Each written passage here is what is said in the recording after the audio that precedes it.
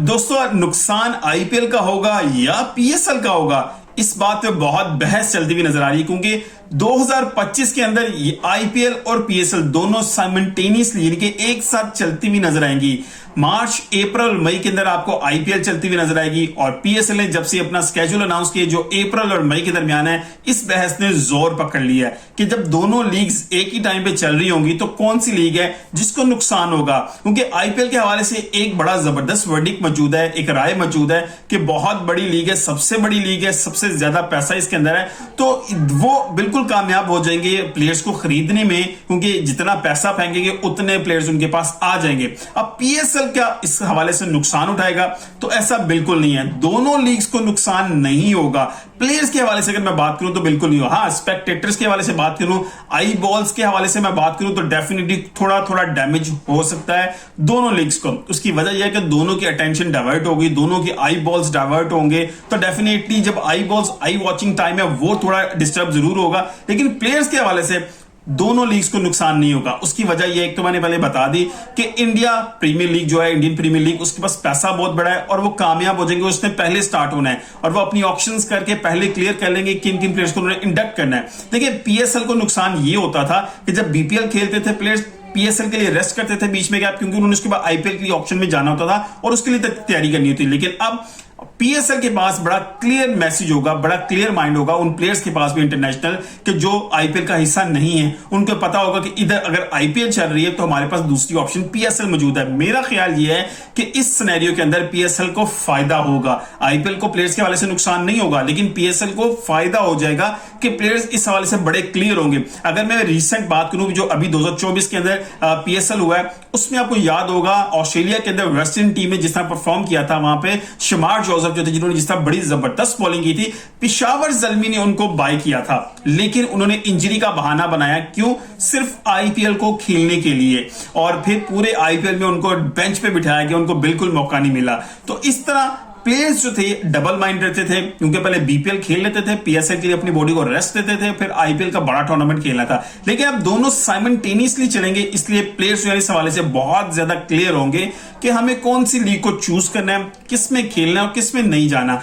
अब दूसरी बात कि पीएसएल ब्रांड अभी कहां पर खड़ा है और आईपीएल ब्रांड और बाकी दुनिया के अंदर पीएसएल की भी वैल्यू क्या है। तो अगर पिछले कुछ सालों की मैं बात करूं, 3-4 साल की अगर मैं बात करूं, तो पीएसएल गिरावट का शिकार है। जी हां, आपके पास बहुत बड़े प्लेयर्स नहीं आ रहे और उसकी एक वजह यही थी जो मैंने आपको स्केड्यूल बताया कि पहले बीपीएल था, प्लेयर्स वहां पर आके खेलते थे, क्योंकि बीपीएल में पीएसएल से पैसे भी ज्यादा मिलते थे। एक तो ये भी बहुत बड़ी रीजन है कि पाकिस्तान सुपर लीग के अंदर जो है वो ड्राफ्ट सिस्टम है, वो ऑक्शन सिस्टम नहीं है। पहले तो ये रिस्ट्रिक्शन खत्म करनी पड़ेगी सो दैट कि प्लेयर्स की वैल्यू एक वर्थ लग सके, वो चाहे जितनी मर्जी कॉस्ट पे जाके बिके।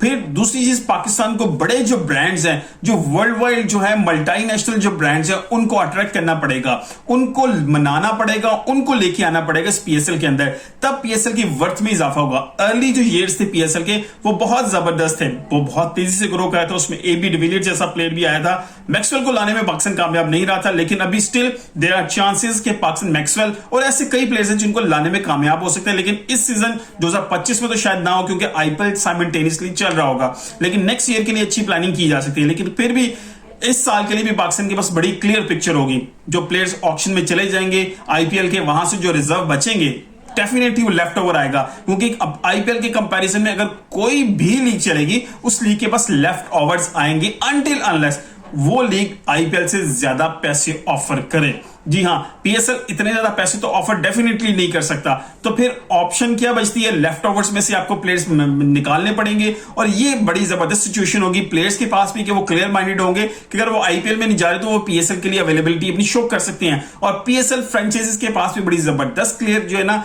एक पिक्चर होगी कि उन्होंने किन किन प्लेयर्स को लेके चलना है। इसके अलावा अगर आप देखिए पीएसएल और आईपीएल का कंपैरिजन देखें तो दूर दूर तक नहीं बनता सिर्फ पैसे की बुनियाद पे, क्योंकि प्लेयर्स हो या बिल्कुल उसकी बाकी तमाम जो मंदरजा बाकी जो चीजें होती हैं जो प्लेयर्स को प्रोवाइड की जाती है, तो डेफिनेटली वो हर चीज पैसे के हवाले से गेज की जाती है।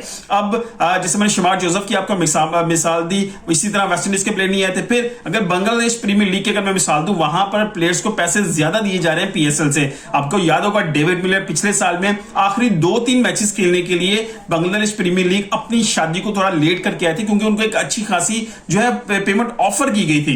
तो अब पाकिस्तान सुपर लीग में भी इसी तरह का मॉडल आपको अडॉप्ट करना पड़ेगा। ILT20 की बात करें या दूसरी बाकी जो लीग जो बाद में आई हैं, वो पाकिस्तान सुपर लीग से ज्यादा प्रोग्रेस करना शुरू हो गई है। सिर्फ रीजन क्या है कि वहां पर पैसे, आपको वहां पर मैक्सवेल भी खेलते हुए नजर आते हैं, वहां पर डिफरेंट बड़े प्लेयर्स नजर आते हैं। लेकिन अभी भी पीएसएल के अंदर आपको जो है अगर पोलार्ड जैसा प्लेयर आके मैच जितवा रहा है, तो फिर उस पीएसएल की क्वालिटी पे भी फर्क है, उस पे सवालात मौजूद है। फिर पीएसएल में खेलने वाले प्लेयर्स के ऊपर भी सवालात मौजूद हैं कि एक प्लेयर, एक बंदा जो आईपीएल के अंदर कोचिंग कर रहा है और वेस्ट इंडीज से भी रिटायर हो चुका है, तो उस बंदे को आप ऐसे प्लेयर खिला रहे हैं और वो मैच जिता रहा है, तो देयर इज डेफिनेटली बहुत ज्यादा क्वेश्चंस इसके ऊपर राइज होंगे।